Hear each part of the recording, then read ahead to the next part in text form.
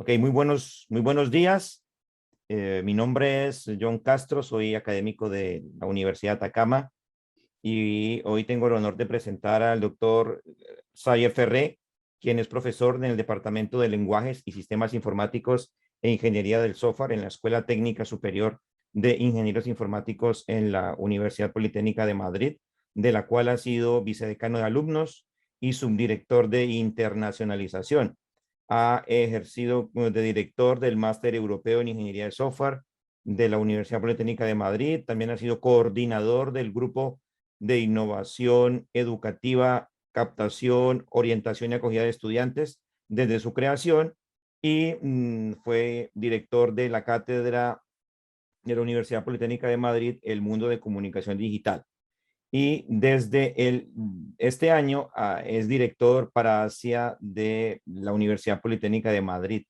Es investigador en el Laboratorio de Envejecimiento Activo del Centro de Tecnología Biomédica de la Universidad Politécnica de Madrid desde el 2015 y ha impartido diferentes tutoriales en las dos principales conferencias de su ámbito de investigación en el área de la interacción persona-ordenador y la ingeniería del software. Ha sido también contratado por el gobierno de la República Popular de China como experto extranjero para llevar a cabo una colaboración investigadora con la Universidad de Tongji. Sus principales líneas de investigación son la automatización de la evaluación de usabilidad, en particular el análisis de la usabilidad y experiencia de usuario en aplicaciones móviles y el diseño de aplicaciones móviles para usuarios mayores, especialmente en el campo de la salud. Así que cedo la palabra a nuestro invitado, no sin antes agradecer a Xavier por darnos la oportunidad de escuchar su charla y darnos el tiempo. Sé que está bastante liado, así que muchas gracias, Xavi.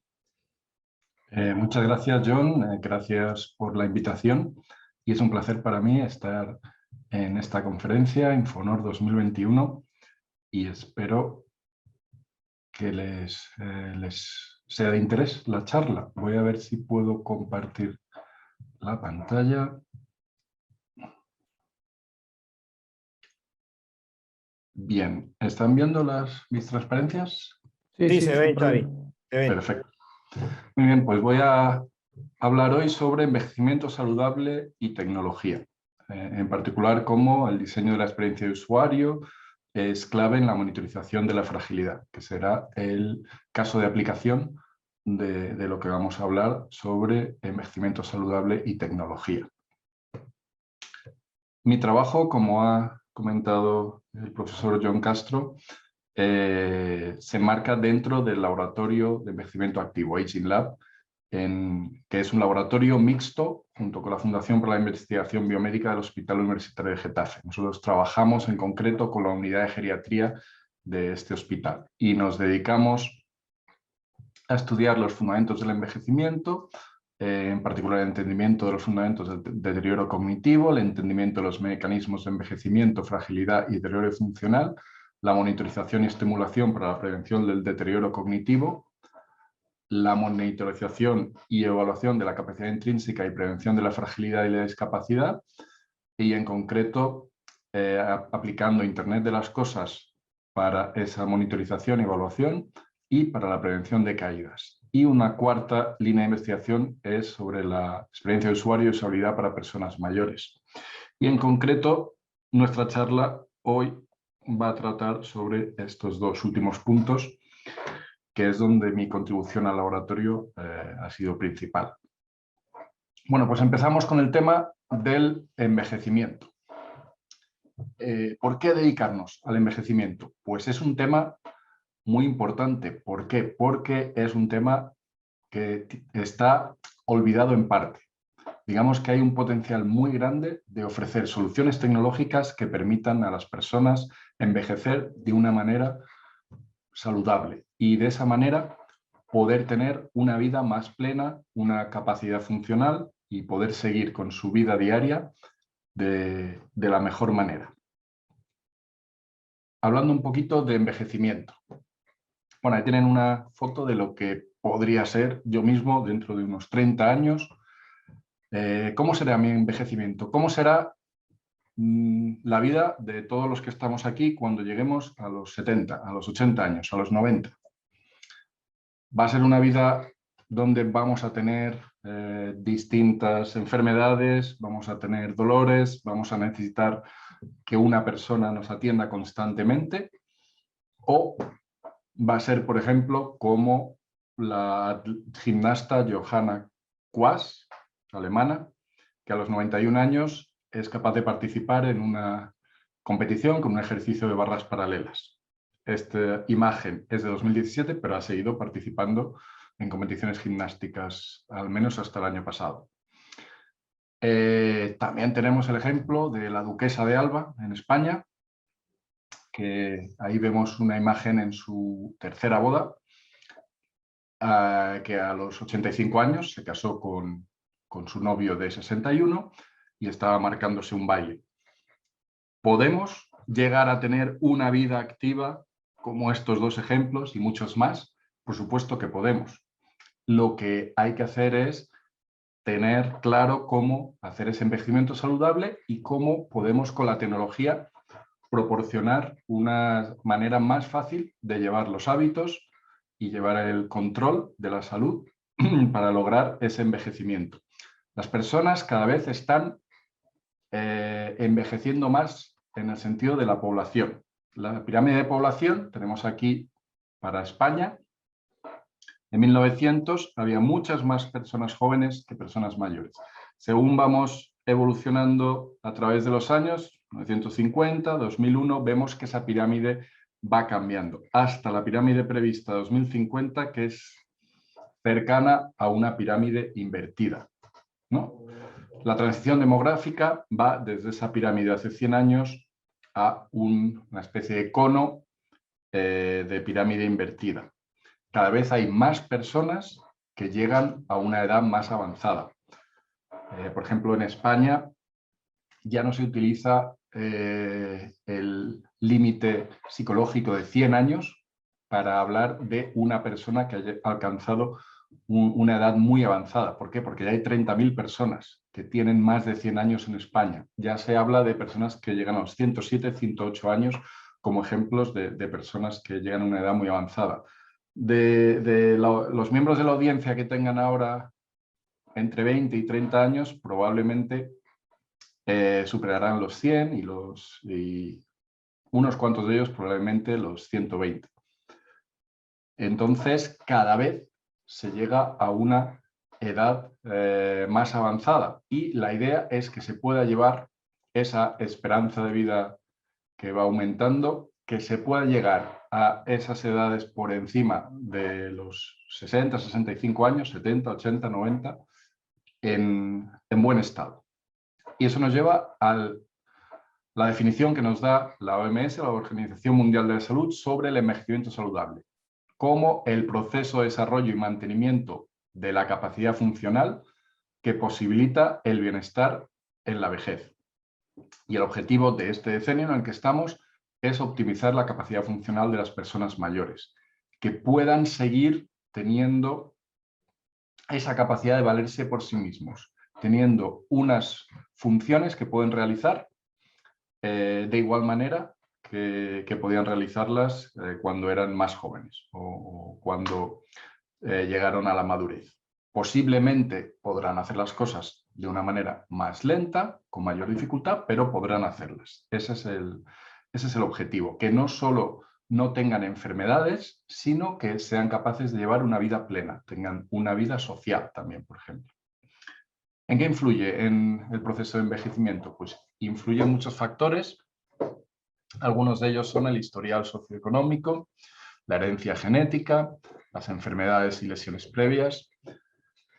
Todo esto, pues podemos influir poco, pero sí que tenemos una serie de aspectos en los que podemos influir. El nivel de actividad, esto es muy importante, los geriatras nos lo dicen, que es fundamental tener un nivel alto de actividad física, pero no cuando uno ya es muy mayor, tenerlo a lo largo de toda la vida. Las personas que están acostumbradas a tener un nivel de actividad físico alto, cuando son jóvenes, cuando son maduros, llegan en buenas condiciones a la vejez.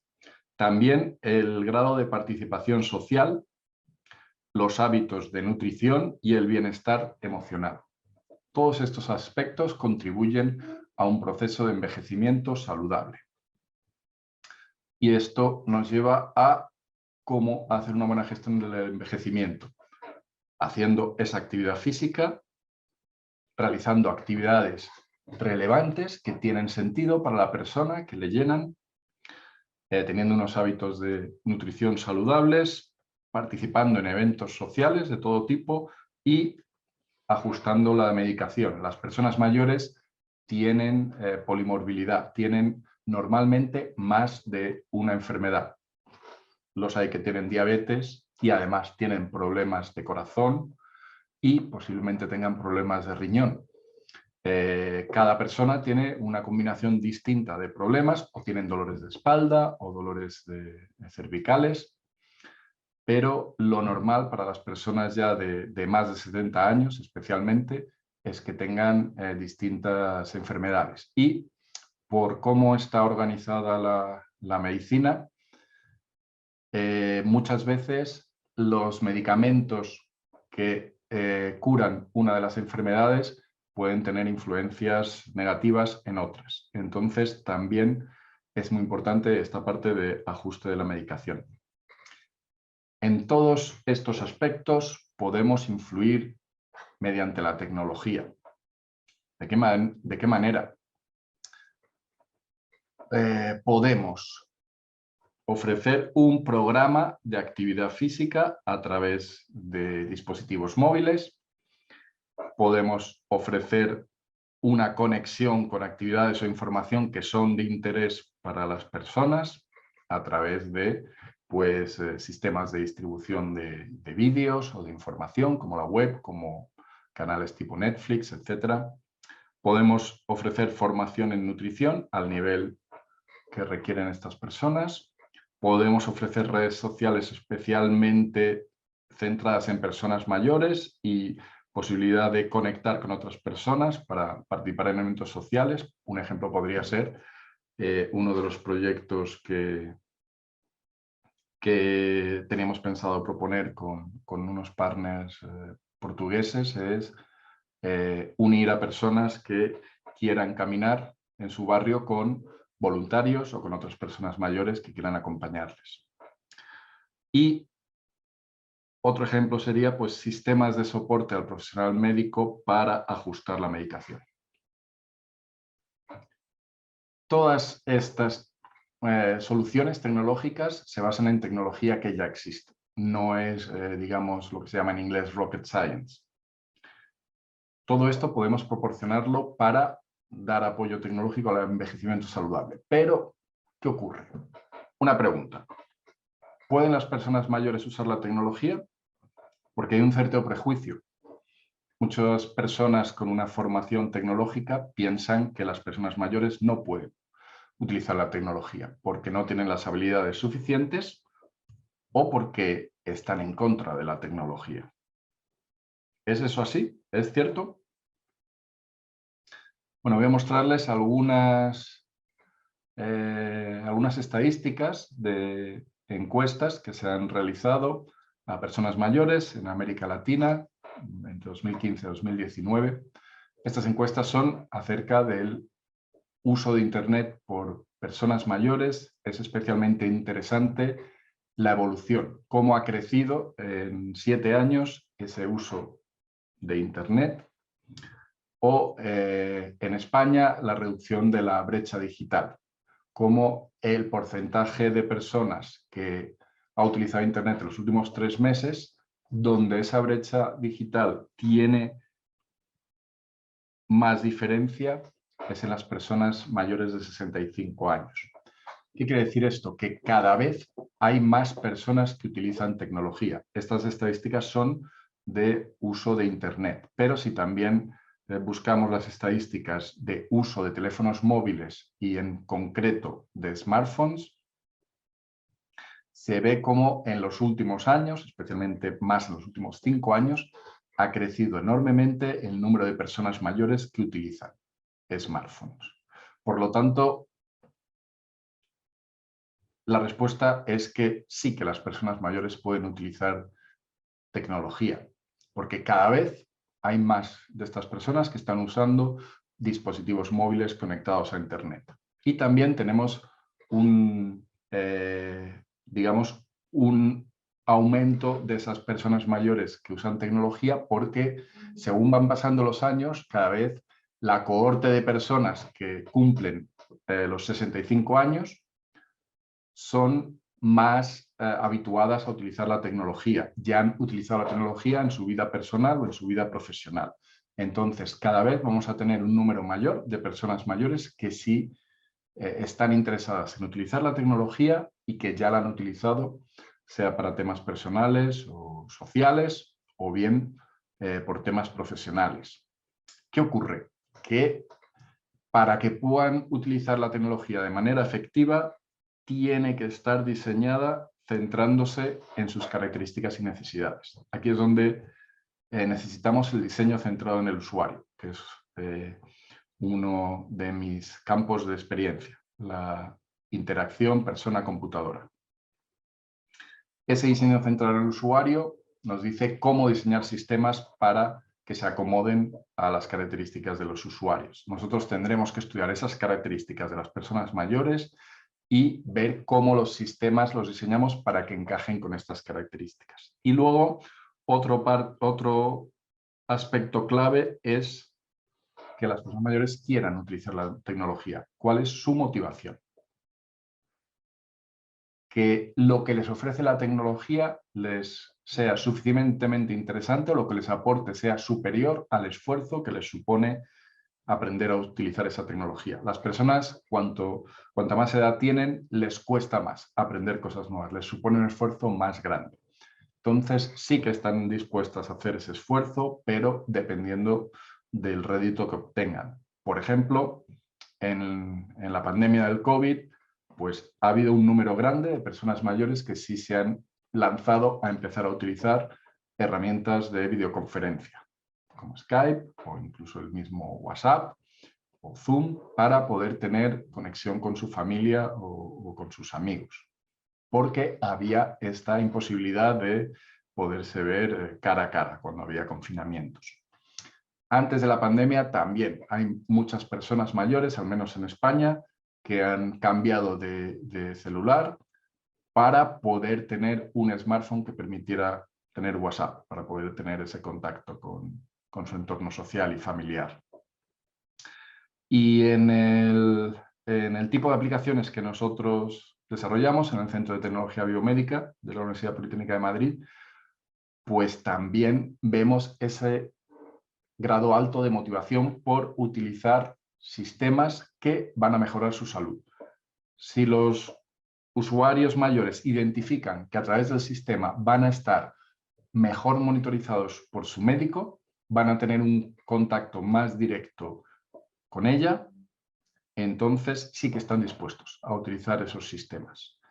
Los sistemas de salud, los sistemas de e-health, tienen por parte de las personas mayores ese plus de interés que hace que inviertan ese esfuerzo en aprender a utilizarlos. Y podemos trabajar con ese interés, esa motivación. Pero tenemos que conocer primero qué es lo que quieren, qué es lo que necesitan para poder trabajar la motivación. Y todo esto se reduce en trabajar la usabilidad y la experiencia de usuario, empezando por ese conocer las características de las personas mayores.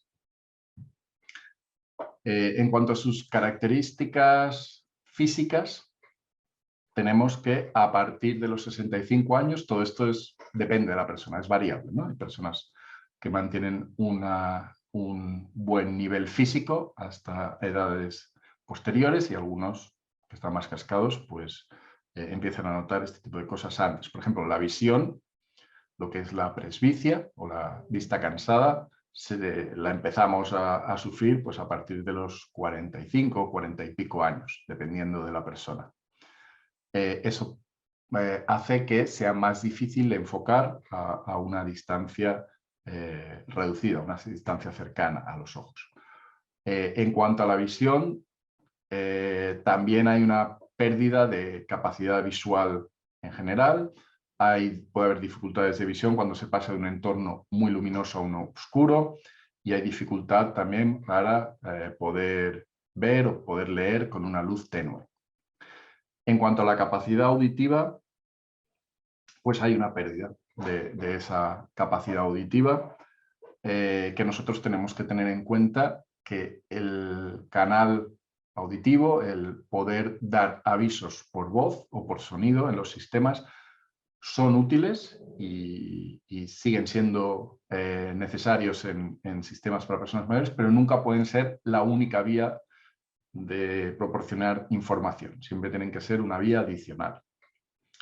En cuanto a los problemas cognitivos, las personas mayores pueden empezar a experimentar problemas de memoria de corto plazo, problemas también de atención, y estas pérdidas de capacidad cognitiva pueden afectar a tareas diarias que son las de toma de decisiones, resolución de problemas o planificación de actividades orientadas a objetivos. También puede haber una pérdida de habilidades motoras, puede haber temblores, puede haber problemas para coordinar la mano y el ojo, y problemas de dexteridad, de habilidad utilizando las manos, los dedos para hacer operaciones que requieren un grado de precisión grande. Todos estos problemas de habilidades motoras dificultan la interacción, tanto el uso de un ratón como en el caso de las pantallas táctiles, lo que es una interacción precisa con una pantalla táctil. Adicionalmente, también puede haber problemas de sequedad de la piel y de falta de sensibilidad. Estos problemas se añaden a los anteriores para poder utilizar pantallas táctiles. Entonces, tenemos que tener en cuenta este tipo de cosas a la hora de desarrollar los sistemas. Por ejemplo, hay acciones como el arrastrar, el gesto de arrastrar, que requiere un movimiento continuado en la pantalla sin dejar de tocar la pantalla. Le va a ser mucho más difícil a una persona de edad avanzada que a una persona joven, porque va a tener problemas para mantener ese gesto durante todo el recorrido que necesite para hacer esa operación. Y también necesitamos que los feedback ápticos tengan más fuerza por esa falta de sensibilidad. Y tenemos que tener en cuenta que los problemas de sequedad en la piel hará que muchas veces pulsen la pantalla y no llegue a detectarse esa pulsación. No están relacionados con estos problemas, pero también hay una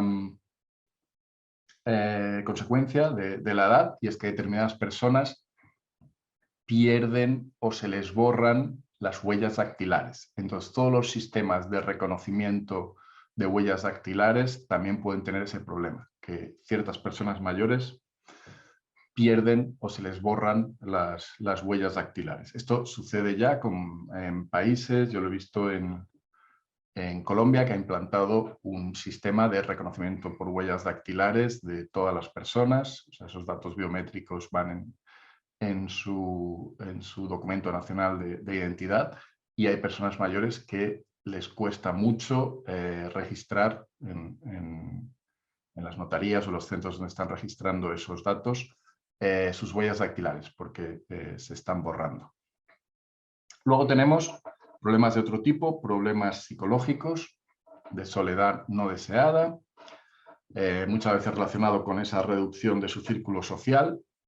Las personas que tienen ya una edad avanzada, muchas veces sus amigos fallecen, o sus personas queridas, que son su cónyuge o sus hermanos o primos.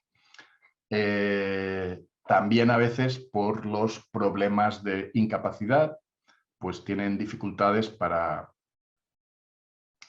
salir de casa y tienen dificultades para relacionarse. Eso les lleva a problemas psicológicos, a problemas de depresión, y esa posible sensación de falta de importancia social que se agudiza cuando las personas se retiran, porque pueden sentir que ya no tienen que aportar a la sociedad.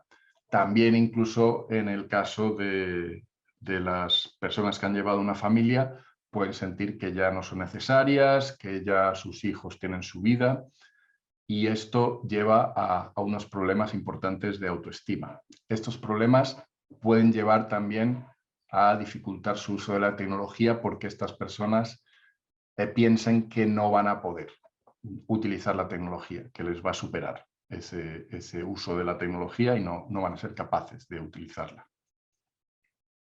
Como un ejemplo del potencial que tenemos con las personas mayores, que querría destacar que también desde el punto de vista, no solo desde el punto de vista ético-moral, sino desde el punto de vista de mercado, las grandes empresas tecnológicas, especialmente las que se dedican a la salud, ya han identificado como el segmento de personas mayores de 60 años como uno de los de mayor potencial, porque son personas que en cierto número llegan con un buen poder adquisitivo y que van a querer utilizar lo que les proporcione la tecnología. Entonces, las empresas que sepan proporcionar soluciones tecnológicas que sean efectivas para estas personas mayores van a tener un buen mercado, van a tener unas posibilidades de negocio muy importantes. Un ejemplo de que este nicho no está siendo cubierto es el que nos hemos encontrado en un estudio que hemos hecho cualitativo con personas mayores, que voy a contar en las siguientes transparencias, y hemos visto que más de una persona tenía este teléfono móvil, un Alcatel 2008G, porque se lo habían recomendado. En la tienda, cuando fueron a comprarse el celular, les recomendaron que este era un teléfono muy bueno para personas mayores. De hecho, en una página web como Sataka, que es muy conocida, de recomendaciones tecnológicas, en una review lo recomiendan para personas mayores. ¿Por qué? Porque si tiene cosas que son buenas para personas mayores. Tiene botones grandes. Eso es bueno, porque las personas mayores, esto también a la hora de diseñar un sistema, hay que hacer los botones más grandes porque las personas mayores tienen más dificultades para llegar a objetivos que sean pequeños, por esa falta de precisión. Tiene un botón de socorro y son baratos, asumiendo que las personas mayores no van a querer gastar mucho porque no utilizan sus teléfonos móviles para muchas operaciones, prácticamente solo para llamar. Pero nosotros hemos descubierto, entrevistando a estas personas, que tienen problemas de usabilidad importantes. El control central, esto que ven aquí alrededor de OK, es como una especie de joystick y es muy complicado de operar si se tienen dedos grandes y problemas de dexteridad como son las personas mayores. Y además no es un smartphone, no tiene aplicaciones, WhatsApp, etc. Con lo cual, esto trasluce que hay unas ideas preconcebidas de que las personas mayores no van a poder o querer utilizar smartphones. Se podría diseñar un teléfono móvil mucho mejor que este. Brevemente voy a contar ese estudio que hemos hecho con una serie de personas de más de 65 años a través de entrevistas cara a cara, a través de observación de 9 clases para mayores que se daban en un ayuntamiento de familiarización con la tecnología. Eran personas que vivían en una ciudad cerca de Madrid que tiene unos ingresos medio bajos.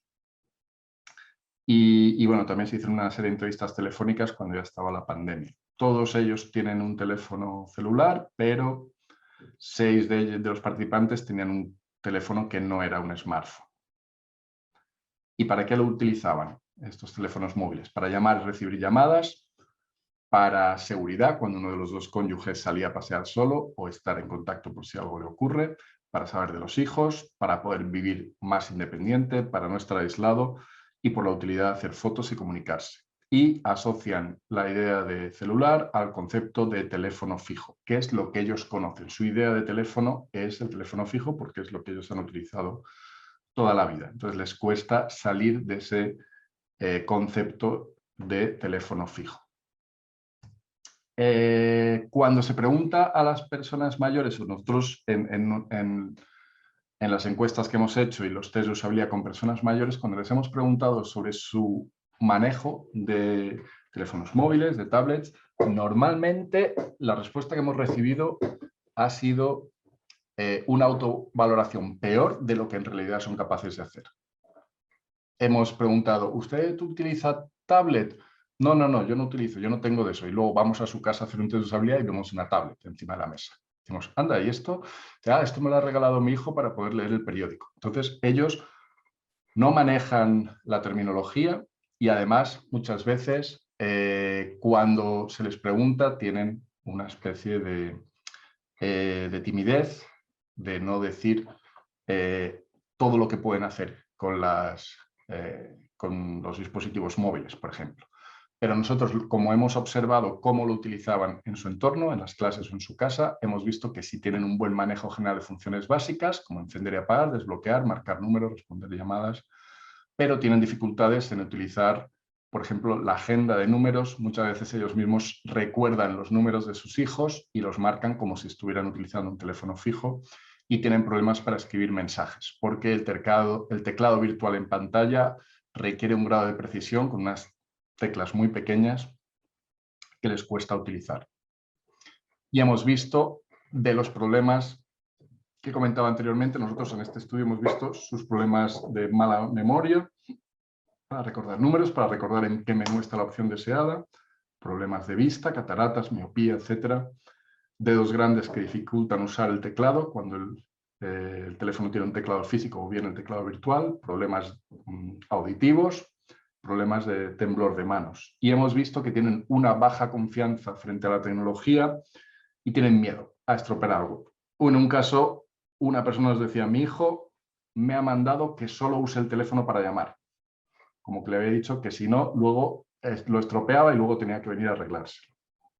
Muchas veces desconocen esto de que es un smartphone o tableta, como he comentado, y el que puedan estar localizados constantemente, por un lado, puede ser una ventaja por si les sucede algo, que tienen una caída, pero también es una desventaja que muchas veces no quieren, o puede que no quieran, que sus familiares sepan en todo momento dónde están, porque no olvidemos que las personas mayores son personas adultas que tienen un derecho a la privacidad.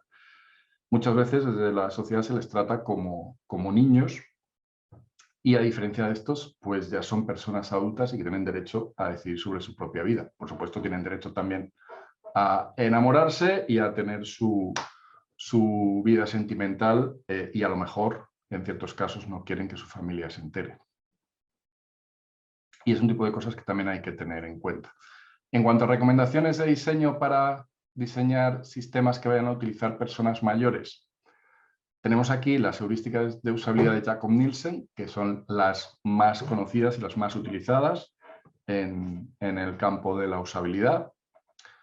Y de estas 10, digamos que hay 3 que hay que matizar para personas mayores. La primera sería la recomendación de dar control y libertad para el usuario. En el caso de personas mayores, cuantas más opciones haya, más posibilidad hay de que se pierdan, de que se líen, y por lo tanto funcionan mejor sistemas que son más guiados, sistemas que son paso a paso, frente a sistemas que son más flexibles. Por eso también esta recomendación de dar un mayor grado de flexibilidad y eficiencia de uso hay que considerarlo con mucho cuidado para personas mayores. Es mejor proporcionar una interfaz más simple que da menos opciones, pero que se sientan seguros con esas opciones. Y finalmente, la parte de proporcionar ayuda y documentación, sí, hay que proporcionar ayuda al usuario y documentación, pero nosotros hemos observado en nuestros proyectos, y está también en la literatura, que una descripción muy detallada, muy prolija de cómo realizar los pasos, sobre todo en pantalla, les resulta muy compleja de entender, les satura y entonces acaban por no leerla. Es mejor que la ayuda se proporcione paso a paso con frases muy cortas. En nuestro caso, hacíamos un sistema que intentaba hacer una batería de tests, de cuestionarios a usuarios, a pacientes, y queríamos replicar todo lo que le cuenta el geriatra en la consulta. Y vimos con los primeros test de usabilidad que era un error porque les resultaba demasiado texto en la pantalla. En la segunda versión y posteriores lo fuimos reduciendo para dejarlo en un texto que fuera suficientemente claro, pero que no le supusiera este esfuerzo tan grande de lectura. En cuanto a recomendaciones de diseño que que nosotros hemos experimentado. Hay que utilizar tipos de letra grandes, suficiente contraste entre el color del texto y el color de fondo. Hay que evitar párrafos largos y complejos por estos problemas de comprensión lectora. Hay que dar foco, hay que dejar muy claro al usuario cuál es el siguiente paso esperado. Puede haber más opciones, pero el paso que se espera más común debe tener unas señales visuales muy claras para que el usuario le sea fácil decidir cuál es el siguiente paso. En la medida de lo posible, utilizar multisensorialidad para dar realimentación al usuario, es utilizar tanto texto como audio para dar esas instrucciones. Utilizar fondos simples y que no estén sobrecargadas de texto las imágenes, porque las personas mayores tienen una tendencia a distraerse más grande. Y no asumir un conocimiento de las convenciones que hay en las plataformas móviles, por ejemplo. O sea, hay elementos de la interfaz de usuario que pensamos que la mayoría de usuarios van a interpretar bien, como por ejemplo el símbolo de interrogación para la ayuda, y nosotros hemos tenido algún sistema hace ya años que era un sistema médico de eHealth, donde esa ayuda creían los usuarios que era que se iba a poner en contacto, se iba a hacer una llamada a un médico que le ayudara. Entonces, tened en cuenta que el modelo mental de las personas mayores puede ser distinto. Bueno, vamos a hacer, después de estas recomendaciones generales, vamos a ver un ejemplo de uso de la tecnología para proporcionar un mejor envejecimiento a través de la monitorización de la fragilidad y de las actividades diarias, las actividades de la vida diaria. A consecuencia de este aumento de la esperanza de vida que hemos visto antes, lo que ocurre es que las personas, o sea, hace 50 años llegaban a cierta edad a un estado de discapacidad. Y ahora se tarda mucho más en llegar a ese estado. Lo que queremos es que se tarde todavía más, que las personas lleguen a un estado de discapacidad a una edad muy, muy avanzada. La muerte estaba aquí y cada vez se va moviendo más hacia la derecha. ¿De acuerdo? Vamos a la diferencia, vamos a definir la fragilidad, que son las situaciones que preceden a la discapacidad. Queremos identificar cuándo la persona está perdiendo esa reserva que tiene y esa resistencia a eventos estresores que hagan que le lleven a declinar en su capacidad funcional, en su capacidad de moverse y actuar en sociedad de manera plena. ¿Qué ocurre con la fragilidad? Que es el principal factor de riesgo para llegar a la discapacidad. Podemos ver en esta imagen que está la robustez o el estar saludable, está el estado de ser prefrágil, el estado de ser frágil, y el estado de discapacidad donde ya se es dependiente, se requieren una serie de cuidados. ¿Qué ocurre con la fragilidad? Que a diferencia de la discapacidad, o sea, que hay una barrera muy grande. Con la discapacidad no es reversible. Una vez se llega a la discapacidad, se puede aliviar esta discapacidad, pero no se puede volver hacia atrás. Sin embargo, una persona frágil con un tratamiento adecuado, con actividad física, cambios en nutrición, adaptación polifarmacéutica, puede pasar a prefrágil y lo mismo, de frágil puede pasar a robusto. Por eso nos interesa monitorizar la fragilidad. La fragilidad se manifiesta en debilidad muscular, lentitud, por ejemplo, la velocidad de la marcha, la velocidad a la que se camina, un bajo nivel de actividad física, estados de fatiga o de agotamiento que reporta el propio paciente o pérdida involuntaria de peso. ¿Y cómo la podemos evaluar? Midiendo la fuerza muscular, el equilibrio o midiendo la velocidad de la marcha a través de un test de velocidad de la marcha. Viendo si hacen una serie de actividades de la vida diaria como ducharse por sí mismos, etc. Evaluando también el grado de presión o de fatiga, controlando el peso y viendo el nivel de actividad física autorreportado. Nosotros, a través de la tecnología, en el proyecto Positive, que es un proyecto financiado por el organismo europeo EIT Health, con dinero de la Comisión Europea. Proporcionamos una solución para evaluar la capacidad intrínseca, que es la combinación de capacidades físicas, cognitivas y psicológicas de las personas mayores y que está relacionado estrechamente con la fragilidad. Y lo que podemos monitorizar con la tecnología es el ejercicio físico, hacer pruebas médicas que normalmente se hacen en un entorno clínico, como la test de velocidad de la marcha, test de las levantadas o la medida del peso, para medir la pérdida involuntaria de peso. Todo esto lo podemos hacer en el hogar, mediante tecnología. Podríamos monitorizar la ingesta de alimentos, en este proyecto no se hace. Podríamos monitorizar las interacciones sociales, tampoco lo hacemos. Podríamos proporcionar un programa de ejercicios prescrito, que sí lo proporcionamos, y que todas estas actividades se pueden prescribir para un día o hora determinados o bien podrían ser iniciados por el paciente. En nuestro sistema, en el proyecto Positive, proponemos un nuevo modelo organizacional, o sea que esta tecnología la asocia también a cómo tendría que diagnosticarse la fragilidad y tratar desde el médico de cabecera al geriatra esta fragilidad para llevar ese cuidado a casa y que se monitorice de manera remota la capacidad intrínseca. Algunas de las transparencias a partir de aquí van a estar en inglés porque es un proyecto europeo que se ha desarrollado en inglés, les pido disculpas por ello.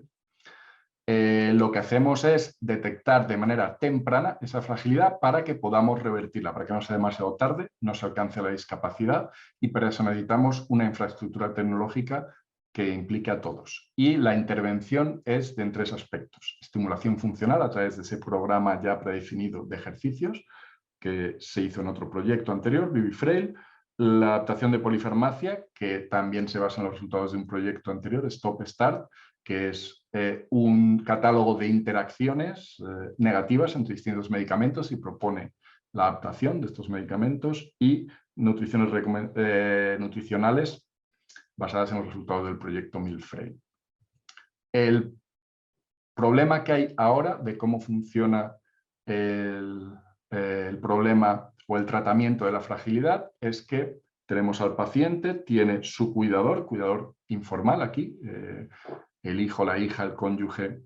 Tenemos en el ambulatorio, el centro de salud, digamos, que está en su municipio con el médico de cabecera, y tenemos el hospital con el geriatra. Lo que ocurre es que muchas veces el cuidador no sabe qué le está pasando al paciente o qué le dicen del médico, y no hay comunicación entre la atención primaria y la atención especializada. Y muchas veces hay problemas para que el paciente se comunique con sus médicos. No puede verles todo lo a menudo que sería necesario. Entonces, estas son unas barreras que nosotros queremos saltar o solventar mediante el uso de nuestro sistema Positive, donde tenemos un loop de atención especializada, otro de atención comunitaria, y tenemos una vía de comunicación entre el profesional de atención primaria y el de especializada. Tenemos en el hogar del paciente un kit de monitorización que mida el equilibrio, el peso, puede hacer el test de las levantadas y medir la velocidad de la marcha. Aquí podemos ver la primera versión del dispositivo para medir la velocidad de la marcha, y aquí la segunda versión. Aquí tenemos la primera versión del dispositivo que se ata a la pierna para hacer el test de las levantadas, que es un test en el que el paciente tiene que levantarse y sentarse todas las veces que pueda, lo más rápido posible, en 30 segundos. Y aquí está la segunda versión. Todos estos sistemas los hemos diseñado con un enfoque de co-creación y test de usabilidad. Aquí hay imágenes de los que realizamos. Y la aplicación del paciente también hemos hecho varios prototipos que hemos ido probando con usuarios, desde el primer prototipo en papel, el primer prototipo de baja fidelidad en ordenador, hasta la primera versión. Y aquí podemos ver la versión final, donde hemos puesto opciones, menos opciones por pantalla, vídeos explicatorios de cómo utilizar cada uno de los sensores y una manera de interactuar para responder a cuestionarios donde el usuario primero selecciona y luego le da al botón de siguiente. Una vez selecciona, se activa este botón de siguiente y el usuario le da para evitar que el usuario pulse sin querer en una opción y no sepa qué ha pasado. Luego tenemos sistemas para el cuidador a través de web móvil, un sistema para el geriatra y una versión similar a la del geriatra, pero un poco más reducida para el médico de cabecera. Aquí tenemos unas capturas de este sistema para el profesional médico.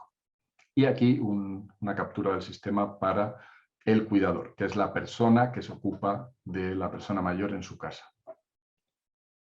Y luego tenemos nuestro sistema en la nube que tiene los criterios de estos proyectos anteriores, un sistema de apoyo a la decisión para el médico de cabecera, tiene una evaluación clínica especializada, que es una comunicación con el geriatra, comunicación también con el paciente y con el cuidador, y una serie de contenidos educativos, tanto para el paciente como para el cuidador, y un motor de alarmas, que según los datos que se reciben de los sensores, decide cuándo enviar alarmas a los profesionales médicos. Y hay un impacto del proyecto que esperamos que tenga intervenciones efectivas, una calidad de vida incrementada, más satisfacción, que haya más años añadidos de vida sin discapacidad, mayor participación en la sociedad y mayor empoderamiento del paciente. Para los cuidadores hay menor carga porque están tienen a sus seres queridos mejor monitorizados y están más seguros de que están bien cuidados. Y para las instituciones sanitarias, especialmente para el sistema público de salud, hay una mayor efectividad-coste, un ratio de efectividad-coste, porque es mucho más caro para el sistema una persona discapacitada que una persona frágil y más caro una persona frágil que una persona robusta, menor carga de trabajo para los profesionales médicos y una transición a estrategias de prevención, que es la recomendación de la Organización Mundial de la Salud. Y la evaluación de fragilidad está más cercana a los usuarios adultos, no como ahora, que muchas veces los pacientes frágiles llegan a los geriatras cuando ya han tenido una caída, que es un evento grave. Y bueno, este proyecto se ha hecho con una serie de socios en Polonia, en Suecia y en España, que es donde estamos, la Universidad Politécnica de Madrid. Y para terminar esta charla, simplemente comentar las líneas futuras de investigación que queremos ampliar y mejorar el kit de monitorización utilizado en este proyecto para medir, por ejemplo, el equilibrio. Queremos hacer una monitorización no obtrusiva mediante otros sistemas que permitan identificar las actividades de la vida diaria en el hogar, por ejemplo, si hay personas que le visitan, cuántas veces hace uso de la cocina, de la nevera, cuántas veces va al baño, cuánto duerme, etcétera. Utilizar los rasgos motivacionales de las personas para incrementar la adherencia, por ejemplo, a los programas de actividad física. Y estamos terminando un estudio que estamos haciendo de literatura de guías de diseño de usabilidad para diseño de aplicaciones móviles para personas mayores. Y nada más con esto, simplemente reforzar la idea de que podemos mejorar la calidad de vida de las personas mayores con la tecnología. Muchas gracias por su atención. Muchas gracias, Xavi, por la charla muy interesante e ilustrativa. Así que muchas gracias. Yo tengo una pregunta. Si alguien tiene preguntas, pueden escribirlas ahí por la sección de preguntas y respuestas. Las personas, el adulto mayor tiene ciertas características, como tú comentabas, problemas cognitivos, de movilidad. ¿Estas características impactan las técnicas de usabilidad? Es decir, por ahí comentabas que hay que hacer ajustes a las heurísticas de NIST. ¿Eso podría ocurrir en otras técnicas? ¿Haya que hacer adaptaciones? Sí. Sí, hay hay personas mayores que les cuesta ponerse en el papel o en el rol de un usuario que no sea sí mismo. O sea que en un test de usabilidad clásico se le pide, imagínese que usted tiene, por ejemplo, un problema de corazón y quiere comunicar con su médico. Y te pueden decir, no, oiga, yo no tengo un problema de corazón.